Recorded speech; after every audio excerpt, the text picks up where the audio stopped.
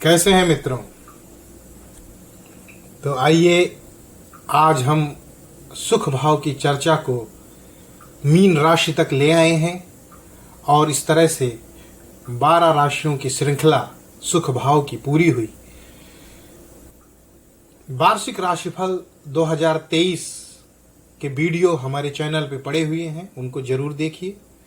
और उसके बाद मैंने जो विवेचन किया वो सुख भाव का किया, क्योंकि सुख एक छोटा शब्द है लेकिन उसमें सब कुछ शामिल है।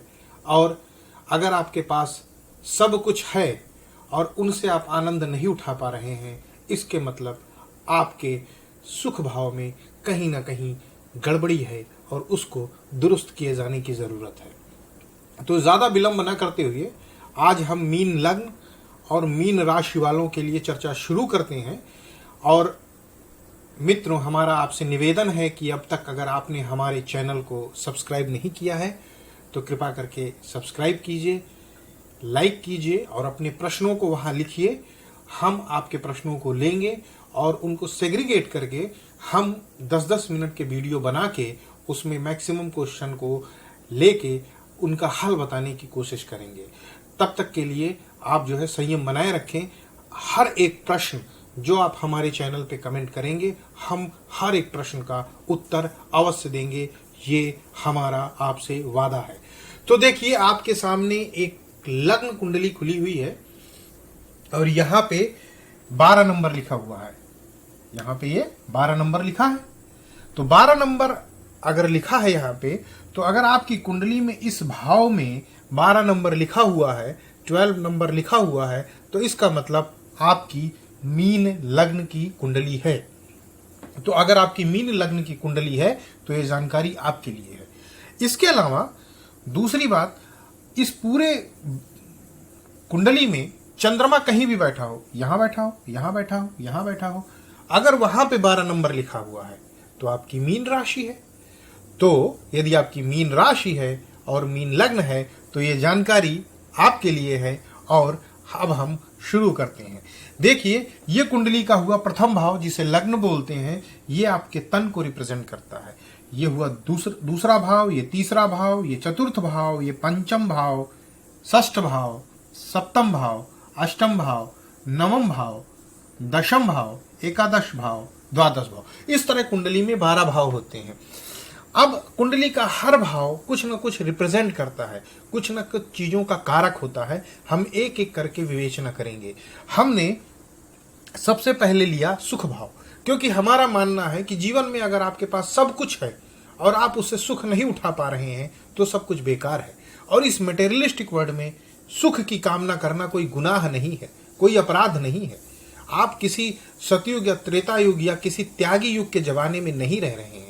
आप ऐसे युग में रह रहे हैं जहां आप मेहनत करते हैं ताकि आप अपने परिवार का जीवन बेहतर बना सकें, अपना जीवन बेहतर बना सकें, जीवन में आनंद उठा सकें। और यकीन मानिए, इस सुख की कामना करना बिल्कुल भी गलत नहीं है। ईश्वर कहीं से भी यह नहीं कहता कि आप अपने आप को सुखी ना करें, आप अपने आप में, अपने घर में अपने वेल्थ को मैक्सिमाइज ना करें, अपने धन को ना बढ़ाएं, अपने चल अचल संपत्तियों को ना बढ़ाएं, अपने से जुड़े एसोसिएटेड लोगों को सुख न दे सके। ईश्वर कभी नहीं कहता है। ईश्वर कहता है कि ये कर्म भूमि है, आप जैसा कर्म करेंगे वैसा फल आपको मिलेगा। कर्म प्रधान विश्व करी राखा, जो जैसी करें तो तसी फल चाखा। आप एक राजा रहते हुए भी ऋषि रह सकते हैं, ऐसा हमारे शास्त्रों में कहा गया है। राजा जनक, जो माता सीता के पिता थे, फादर थे, भगवान राम के ससुर थे, राजा थे, लेकिन वो ऋषि थे। उनको कहा जाता था ऋषि जनक। उनको विदेह कहते थे, क्योंकि वो सब कुछ होते हुए भी, तो मन से आप साधु हो सकते हैं लेकिन सुख की कामना करिए। इसीलिए हमने सबसे पहले सुख भाव का विवेचन किया। और सुख भाव का विवेचना किया जाता है 4th हाउस से। सो 1, 2, 3, 4th। तो 4th हाउस में आपके जो नंबर लिखा हुआ है वो 3 नंबर लिखा हुआ है। तो वहां पे 3 नंबर आई मिथुन राशि। मिथुन राशि के स्वामी हुए बुध। और आपका लग्न 12 नंबर, आपके लग्न के स्वामी, आपके राशि के स्वामी हुए गुरु महाराज। तो ध्यान दीजिए, आपके लिए सबसे इंपॉर्टेंट 2 ग्रह, एक गुरु महाराज, दूसरा बुध महाराज। अब आप जानिए कि अगर आपकी मीन लग्न और मीन राशि है तो आप अपने सुख भाव को कैसे फलित कर सकते हैं। देखिए, ज्योतिष 30% होता है, ये एक संभावना है कि ऐसा हो सकता है। 70% ज्योतिष में उपाय होते हैं कि आप कैसे उन परिस्थितियों को मॉड्यूलेट कर सकते हैं, कैसे उन परिस्थितियों को इन्फ्लुएंस कर सकते हैं। इसी में ज्योतिष के तमाम सेग्रीगेशन है। लाल किताब के उपाय हैं, योगिनी ज्योतिष है, केपी एस्ट्रोलॉजी है, उस सब में उपाय है कि कैसे उन परिस्थितियों को इन्फ्लुएंस करिए और कैसे उस इन्फ्लुएंस से अपनी स्थिति को मजबूत करके मैक्सिमम आप फायदा उठाइए। तो 70% मॉड्यूलेशन है। तो देखिए कब और कैसे। तो मीन लग्न और मीन राशि जल तत्व राशि है, दिशा उत्तर है, द्विस्वभाव राशि है। अगर सब कुछ सही है, सब कुछ आइडियल कंडीशन में है, मीन्स सारे योगा योग अगर आपके शुभ हैं, तो 40 से 50 वर्ष में आपका खुद का भूमि भवन वाहन का योग फलित हो जाएगा। देवता आपके विष्णु भगवान हैं, गुरु महाराज हैं, लक्ष्मी नारायण कहिए उनको। लग्न राशि के स्वामी गुरु महाराज है। शुभ दिन अगर देखा जाए तो गुरु अगर आपके स्वामी हैं तो शुभ दिन हुए गुरुवार, रविवार और सोमवार।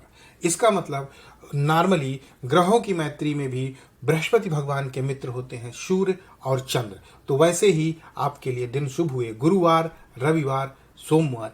सबसे अच्छा उपाय है किसी गुरु सरीखे व्यक्ति की सेवा करना, उनकी कथाओं का पाठ करना, उनके जो है जीवन चरित्र का पाठ करना और उनके जो है शिक्षाओं पे चलना। अगर आप ऐसा करेंगे तो आपके जीवन में कभी कोई प्रॉब्लम नहीं आएगी।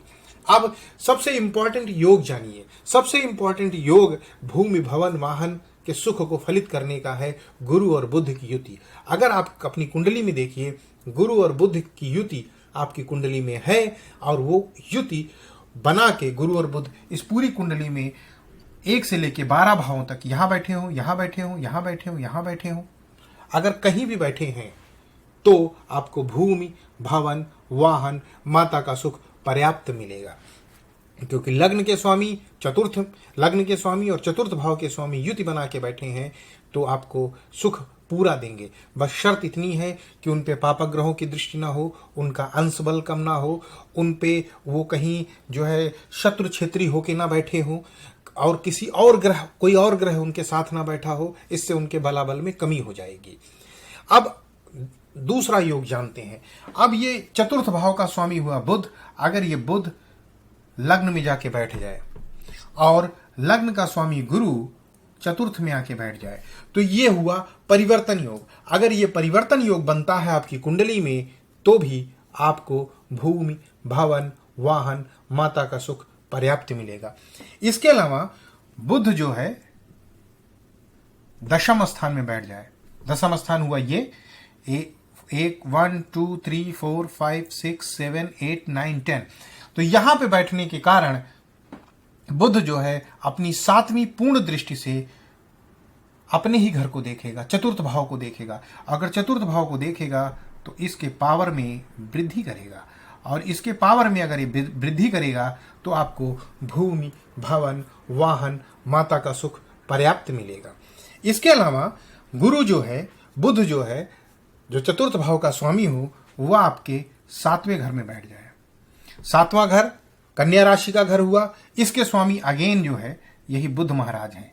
ये तो यहां से बैठने के कारण बुध भगवान मतलब बुध महाराज लग्न को देखेंगे और लग्न को देखने के कारण ये भूमि भवन वाहन माता के सुख में वृद्धि करेंगे। क्योंकि चतुर्थ भाव का कारक ग्रह लग्न जो कि आप स्वयं हैं उनको देख रहा है तो इस वजह से उसके कारकत्व में वृद्धि कर रहा है।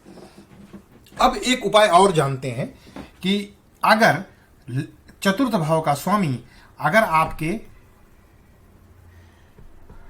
आपके लग्न में बैठ जाए, मैं इसको हटा दे रहा हूं ताकि आपका कंफ्यूजन खत्म हो जाए।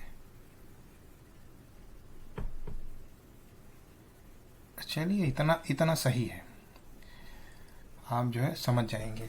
अगर चतुर्थ भाव का स्वामी आपके लग्न में बैठ जाए, यहां बैठ जाए, यहां पे, तो भी आपको, चूंकि चतुर्थ का कारक आपके तन में बैठ गया, लग्न आपका तन है तो तन में बैठ गया, तो इसका मतलब यह हुआ कि आपको भूमि, भवन, वाहन, माता का सुख पर्याप्त मिलेगा। बस शर्त इतनी है कि इन सारे योगायोगों में अंश बल कम ना हो। अंश बल क्या होता है? अंश बल, मान लीजिए 2 डिग्री से कम का ग्रह हुआ तो ऐसे ग्रह को बोलते हैं बालक ग्रह। तो अब जब एक लड़का, एक छोटा बालक कितना इफर्ट करके कितना काम कर पाएगा जो एक यूथ कर सकता है? कम ही करेगा। और एक वृद्ध 28 से 30 डिग्री का ग्रह हो गया तो वृद्ध ग्रह हो गया, तो एक वृद्ध आदमी, तो अंश बल बहुत इंपॉर्टेंट है, वो यूथ होना चाहिए। अगर यूथ है, ग्रह युवा है, तो आपको भरपूर सुख मिलेगा। अगर युवा नहीं है तो आपको कुछ एफर्ट करने की ज़रूरत है, कुछ मॉड्यूलेट करने की ज़रूरत है। और उपाय बहुत सिंपल है। उपाय ये है कि बुद्ध के देवता होते हैं गणेश जी, तो आप गणेश जी की जितनी आराधना कर सकते हैं, जितनी पूजा कर सकते हैं, उतना करिए और आपको बेहतरी फायदा होगा। बुधवार के दिन किसी भूखे पेट को भोजन कराइए। ये उपाय मैं सभी के साथ बताता हूँ, क्योंकि आत्मा में ही परमात्मा बसते हैं। और उस दिन पर, उस पर्टिकुलर दिन, उस खास दिन अगर आप ईश्वर का नाम लेके किसी की आत्मा को तृप्त करते हैं तो यकीन मानिए ईश्वर आपसे प्रसन्न होगा। और जब ईश्वर आपसे प्रसन्न होगा तो आपके काम निश्चित ही बनेंगे। तो ये तो एक सामान्य से योगायोग उपाय हैं। और गुरु की सेवा, चूंकि गुरु आपके लग्न के स्वामी हैं, तो गुरु की सेवा भी आपके लिए बहुत ही महत्वपूर्ण है। जितना आप गुरु की सेवा करेंगे आप खुद मजबूत रहेंगे, और जब आपके अंदर खुद का कॉन्फिडेंस रहेगा तो किसी भी परिस्थिति से आप पार निकल सकते हैं। तो इस तरह से हमने मेष राशि से लेके मीन राशि तक के सबके सुख भाव का विवेचन कर दिया है। आप हमारे हर राशि के जो क्या कहते हैं इंट्रोडक्टरी पार्ट का वीडियो है और जो कंक्लूडिंग वीडियो है, कंक्लूडिंग पार्ट का टाइम है, वो जरूर देखिए, क्योंकि उसमें जो भी जानकारी मैंने दी है वो सभी के लिए उपयोगी है। बीच में वो जानकारी वो खास लग्न और खास राशि के लिए है, वो स्पेसिफिक है। लेकिन इंट्रोडक्टरी और कंक्लूडिंग ये कोई भी यूज कर सकता है। तो मेरा खास रिकमेंडेशन है कि आप उस वीडियो को ज़रूर देखिएगा। और अगर आप किसी खास विषय पे वीडियो चाहते हैं तो हमें ज़रूर बताइएगा। जैसे हमें किसी ने कमेंट किया है, उन्होंने कहा है कि जो है हमें मैरिड लाइफ के ऊपर वीडियो चाहिए, किन परिस्थितियों में आप एक सुखी जीवन, एक सुखी married life, happy married life lead कर सकते हैं, वो कौन से योगायोग हैं। तो हम उसमें वीडियो बनाने जा रहे हैं। और वो कौन से योगायोग हैं जिनसे डाइवोर्स हो जाता है, अगर आपकी कुंडली में वो योगायोग हैं तो उनको कैसे आप नलीफाई कर सकते हैं, हम ये भी उपाय आपको बताने वाले हैं। हम उस पर रिसर्च कर रहे हैं और बहुत जल्दी उस पर हम वीडियो बना के आपके पास आएंगे। तब तक के लिए हम आपके सुखी और मंगलमय जीवन की कामना करते हैं। आपका जीवन सुख हो, आप जो है दिन प्रतिदिन तरक्की करें। और हमारे चैनल को लाइक करिए, सब्सक्राइब करिए और हमारा ऐसे ही उत्साहवर्धन करते रहिए। प्रभु आप सभी का कल्याण करें। जय श्री राम।